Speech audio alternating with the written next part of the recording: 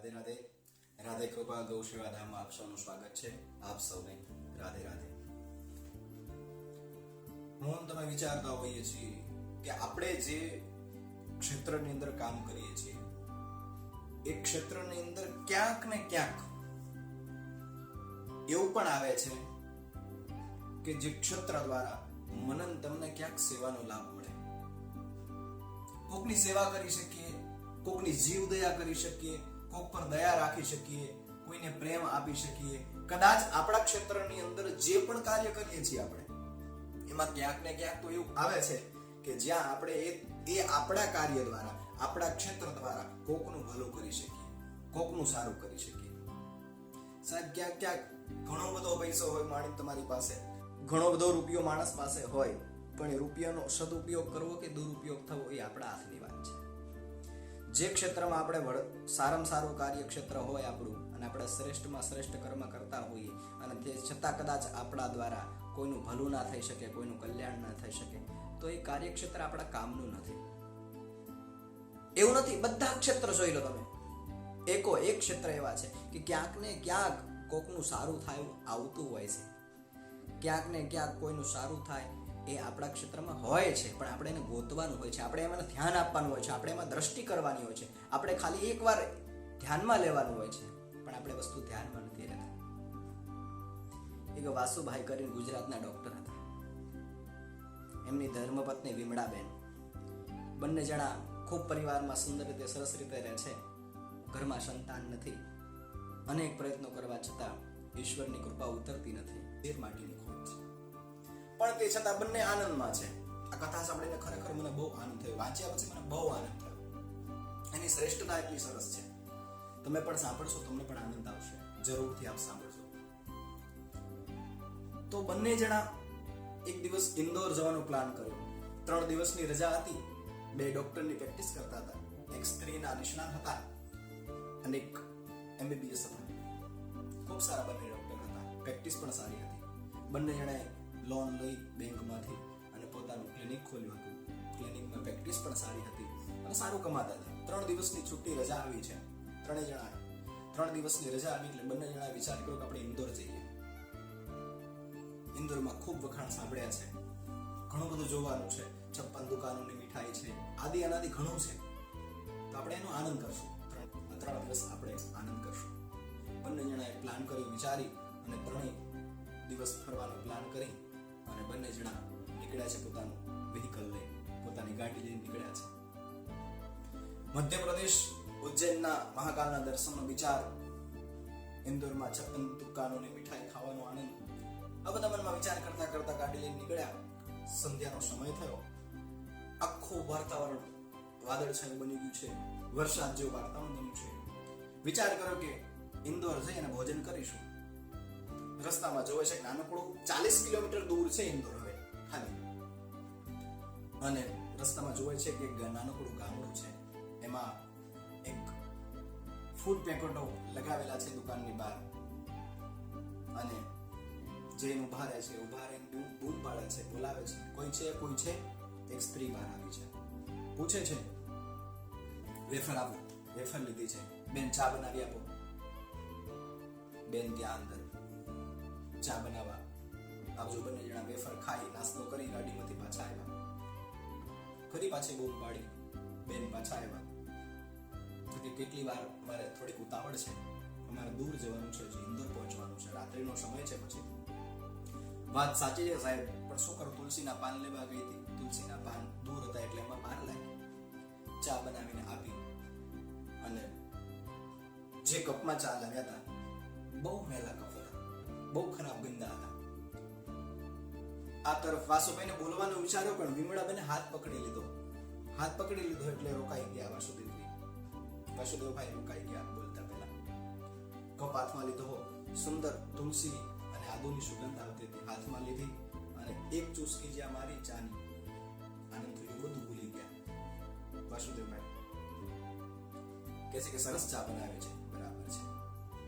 પછી ત્યારબાદ કહે છે કે કેટલા પૈસા થયા, તો કે 20 રૂપિયા. સોની નોટ હાથમાં આપી, બેન કે છૂટા આપો, મારી પાસે છૂટા નથી. 20 રૂપિયા છૂટા આપ્યા હાથમાં. વાસુદેવભાઈએ 20 રૂપિયા લીધા અને વાસુદેવભાઈએ કહ્યું કે બેન, અમે સાથે વેફર પણ લીધી છે, તો એના કેટલા પૈસા? તો કહે, ભાઈ, આ 20 રૂપિયા જે લીધા છે ને એ વેફરના જ લીધા છે, ચાના પૈસા નથી લીધા. કેમ? તો કહે, સાહેબ, આ કોઈ હોટલ નથી, મારું ઘર છે. તો કે તે છતાં તમે ચા કેમ બનાવીને લાવ્યા? હોટલ નથી તો ના પાડી આપી હતી ને. તો કહે, ના, હું ભારત દેશમાં રહું છું, માટે અતિથિ દેવો ભવ. આ વાક્ય સાંભળ્યું છે. આ વાત સાંભળી અને વાસુભાઈ ચકિત થઈ ગયા. શું વાત છે? આ દેશની સ્ત્રી આટલી શ્રેષ્ઠ? તો કહે, મારા ઘરમાં દૂધ પણ નતું, હું દૂધ મારા દીકરાને જે પીવડાવવા માટે લાવી હતી એ દૂધમાંથી તમને ચા બનાવી આપી છે. ચકિત થઈ ગયા. શું વાત છે? આ દેશની સ્ત્રી આટલી શ્રેષ્ઠ હોઈ શકે? અને મારો ઘરવાળો બીમાર પડ્યો છે, જો કાલ સ્વસ્થ થશે તો એ દૂધ લઈ આવશે. આજે ખબર નહીં મારા દીકરાને હું રાત્રે ભૂખ લાગશે તો દૂધ ક્યાંથી હું પીવડાવીશ, કેમ કરીને પીવડાવીશ? વાસુભાઈએ કીધું કે અમે બંને જણા ડોક્ટર છીએ, તમારા પતિદેવ ક્યાં છે? તો કહે, ચાલો. ઘરમાં લઈ ગયા છે. ઘરમાં પ્રવેશ કર્યો વાસુદેવભાઈએ અને વિમળાબેને. બંને જોવે છે ઘરમાં કેટલી ગરીબી છે. આ દ્રશ્ય જોઈને ખૂબ દુઃખ થયું વાસુભાઈને. જેને કહે છે ત્રણ ફરી પાછા પોતાની ગાડીમાં જાય, પોતાની બેગ, સ્ટેથોસ્કોપ આદિ જે વસ્તુ ડોક્ટરની હોય લઈને પાછા આવ્યા. તપાસ કરી, બહુ તાવ આવી ગયો છે ભાઈને. 3 ગોળી આપી. તમે એમને ગોળી ખવડાવી દેજો. થોડી વાર રાહ જોઈ. ગોળી ખાધા પછી મને રાહત ના લાગી તો વાસુભાઈ કહે છે કે હું નજીકમાં શહેર છે ત્યાં જઈને આવું છું, એમની માટે ઇન્જેક્શન ને બોટલ લઈ આવું છું. એમના પત્ની વિમળાબેનને કહે છે કે તમે અહીંયા બેસો, હું આવું છું. ગયા. 1.5 કલાક 2 કલાક જેવું થયું. જઈને પાછા આવ્યા, ઇન્જેક્શન લગાવ્યું, બાટલો ચડાવ્યો. આ બધું ટ્રીટમેન્ટ કર્યા પછી થોડુંક સારું લાગ્યું શરીરમાં, સ્વસ્થ લાગ્યા એના પતિ બેનના. એટલે બંને જણા કહે છે તમે ચિંતા નહીં કરતા, અમે ઉજ્જૈન જઈને પાછા આવીએ છીએ.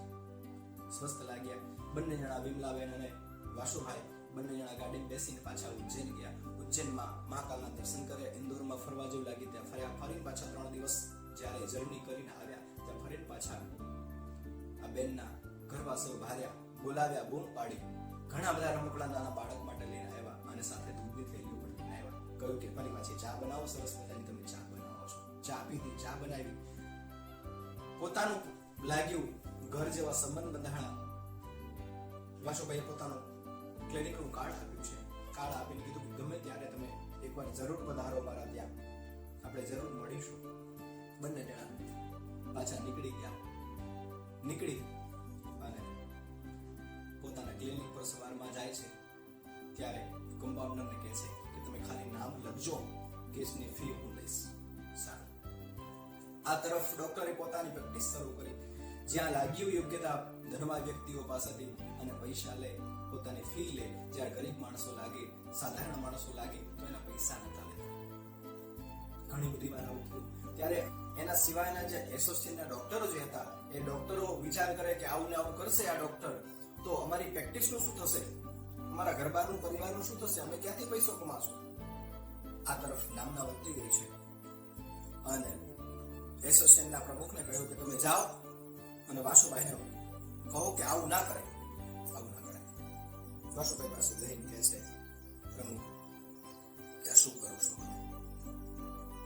ત્યારે વાસુભાઈ બહુ સુંદર જવાબ આપે છે, સાહેબ હું જ્યારે ભણી રહ્યો હતો ત્યારે પરીક્ષામાં સૌથી ટોપર હતો, બધામાં ટોપ હતો અને MBBS ગોલ્ડ મેડાલિસ્ટ છું. અને સાહેબ જ્યારે એક સ્ત્રીને આપણી ચા પીધી એના સંસ્કારો જોયા છે, ભેટા જોઈ, એનું દુઃખ દેવ જોયું, એની સરળતા ઉદારતા જ્યારે જોઈ ત્યારે મને થયું એ પોતે સ્વયં હું આટલો મેડાલિસ્ટ હોવા છતાં ટોપર હોવા છતાં પણ હું સંસ્કાર સમજેલા અને ઉદારતામાં જો ગોલ્ડ મેડાલિસ્ટ ના હોય તો મારી કરેલી પ્રેક્ટિસનો કોઈ અર્થ નથી. હું જે કાર્ય કરું છું ને એ ભગવાનના સ્વરૂપે કામ કરું છું.